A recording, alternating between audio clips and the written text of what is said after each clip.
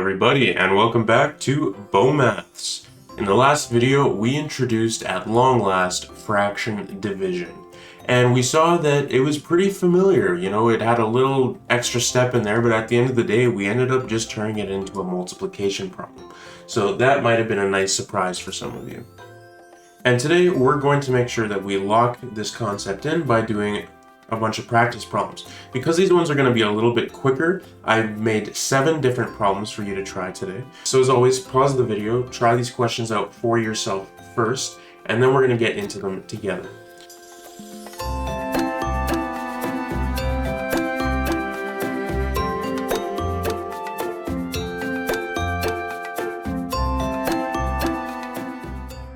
Without further ado, let's get cracking.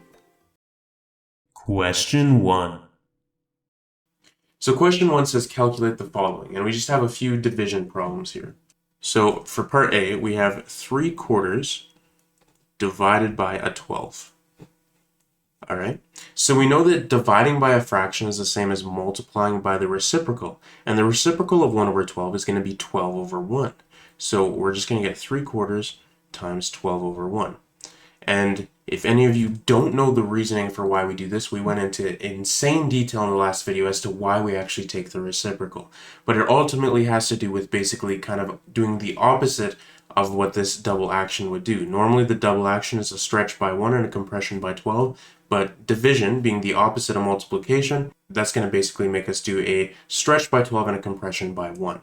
So again, if you're not familiar with that reasoning, please go check out the video, because I don't think that's a very common way of explaining why fraction division works, so it may not be familiar to you.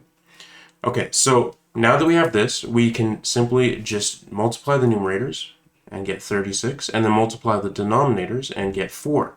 And now that we have this, we can do a little bit of simplification, and actually 36/4 is exactly 9, so this works out to a whole number.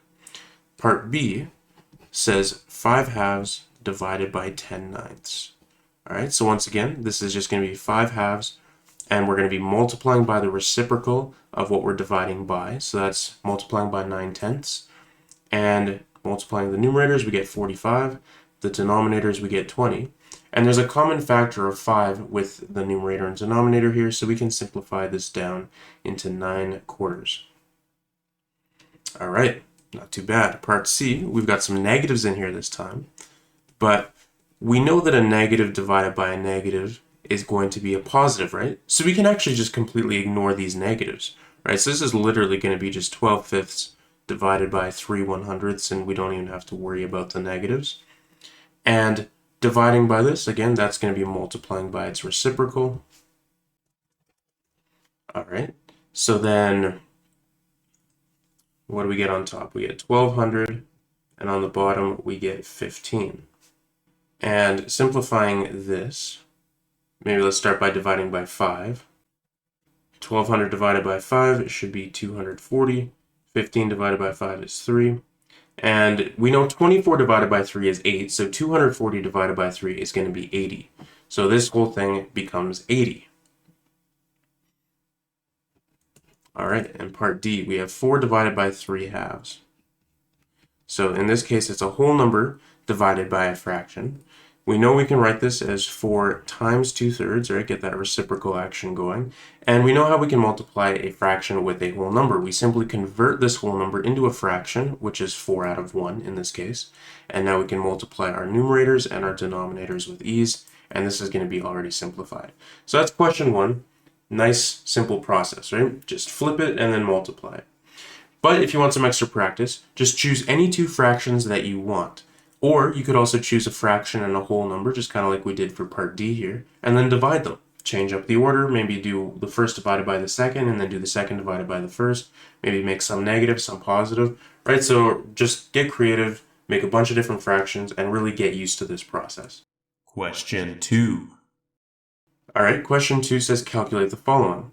And these look a little different than what we had in question 1, where we were just using the division symbol. But again, we just need to remember that this horizontal fraction bar means we're doing the numerator divided by the denominator. So this is just a different form of writing the same kind of problems we were doing in question 1. So for part A, we've got 7/3 over 2 quarters.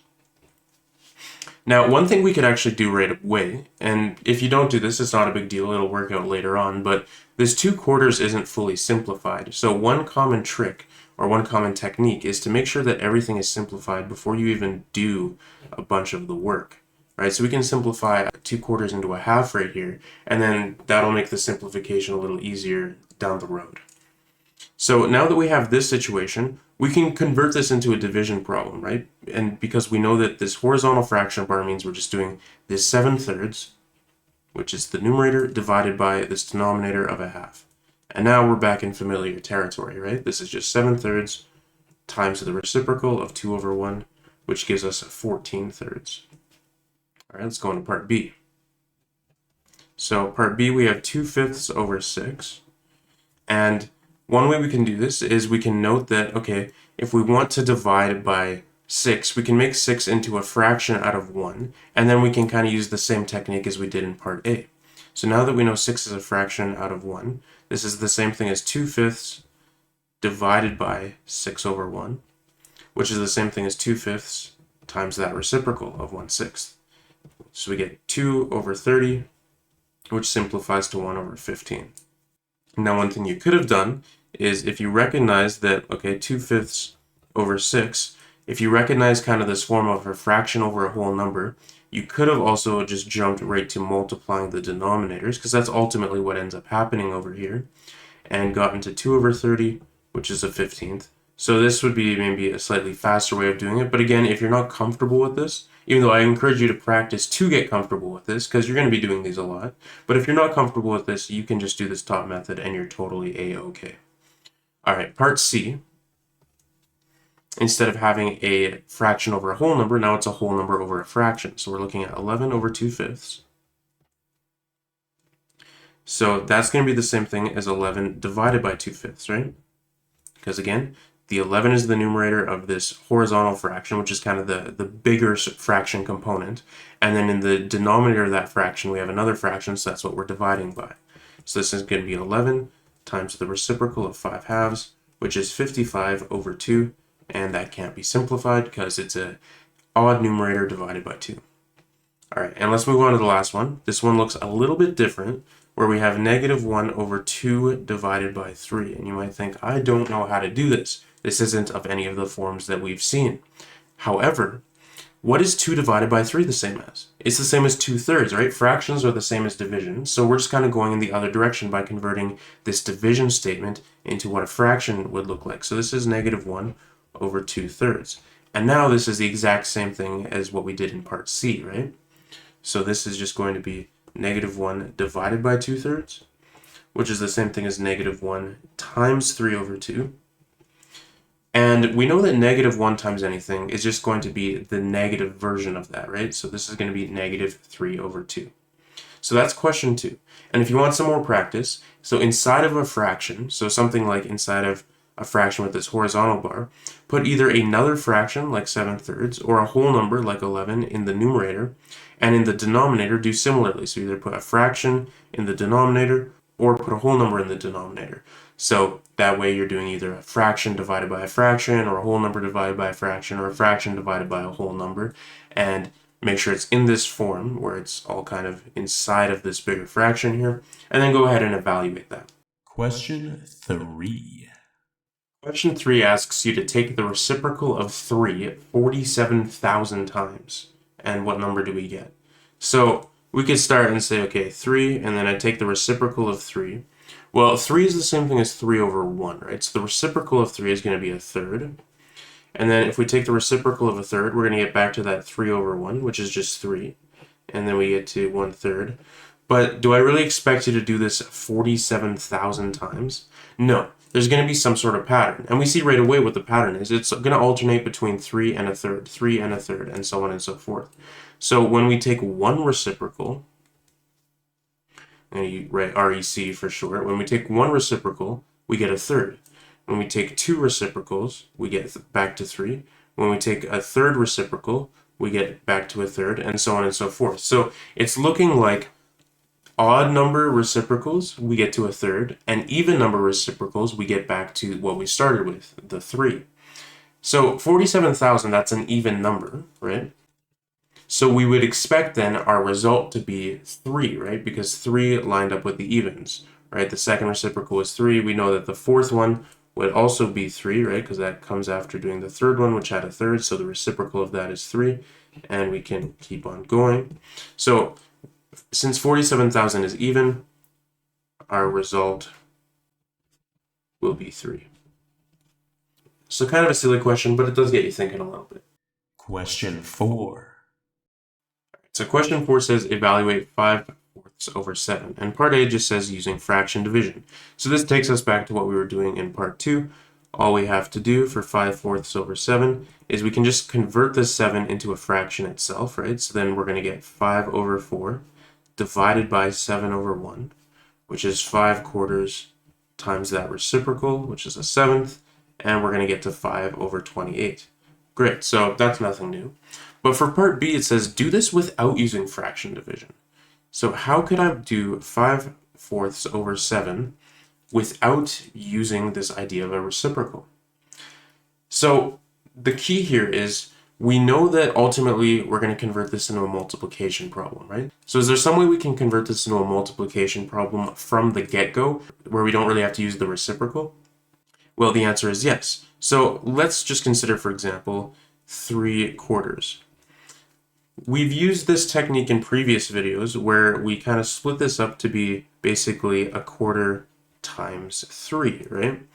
So another way we could think of this split up was, okay, this is the same thing as 1/4 times the numerator over 1, but the numerator over 1 is always just going to be whatever the numerator is, right? So we can kind of have this hidden step in here to get us to that point. So let's do the same thing here. It's going to be essentially the 1 over 7 times the numerator, which is 5/4 over 1. But anything divided by 1 is just itself, right? So what we're going to get is a seventh times 5/4. And now we're exactly where we were after we took the reciprocal, right? It's just in a little bit of a different order, but that's neither here nor there. We can do whatever order we want with fraction multiplication.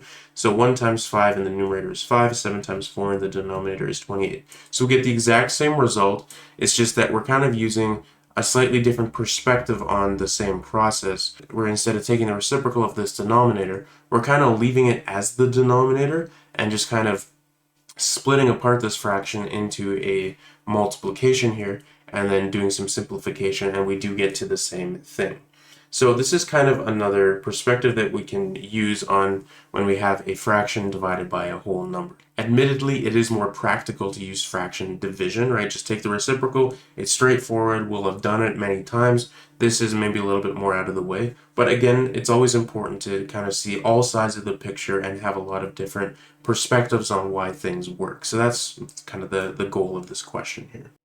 Question 5. All right, question 5 says, use the fact that 1/4 goes into 1 4 times to explain why 5 divided by 1/4 is 20. Okay, so we know that 1/4 goes into 1 4 times, since 1/4 times 4 equals 1, right? So how can we use this to explain why 5 divided by 1/4 is 20?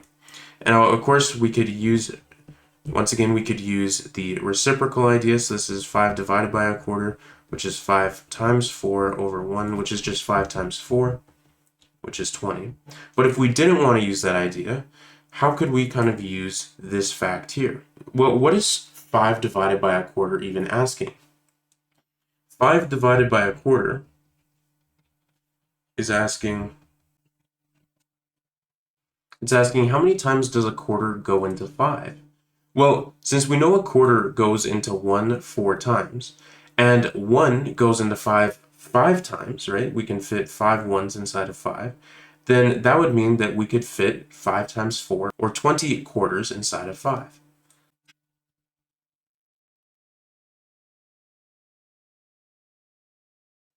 So there are 5 ones in 5, and in each of those ones there are 4 quarters, so we can fit 5 times 4, or 20 quarters inside of 5.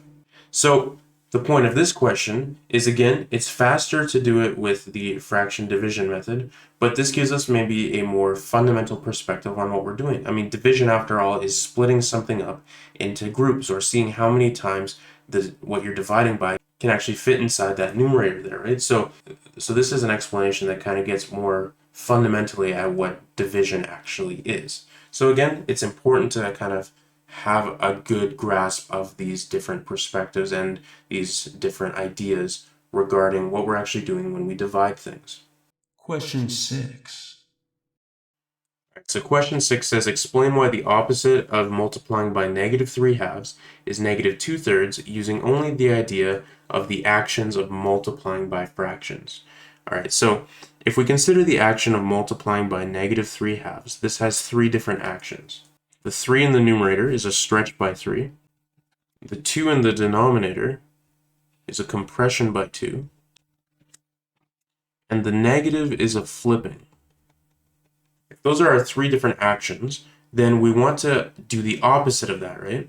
So we know the opposite of this is ultimately dividing by negative 3 over 2. But if we want to think about the actions that actually entails, well, how do we get the opposite of compression by 2? Well, that's going to be stretching by 2, right? So we're going to be putting our 2 in the numerator.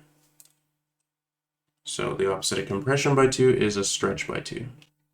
How do we undo the stretch by 3? Well, we compress by 3, right? So that's going to be in our denominator. So that's effectively taking the reciprocal, right? Just switching around these spots there. And how do we undo the flip? Well, you just flip it back, right? So that results in applying another negative, right? 2 negatives make a positive, right? So if we applied 1 negative here, we have to apply another negative to undo that flip.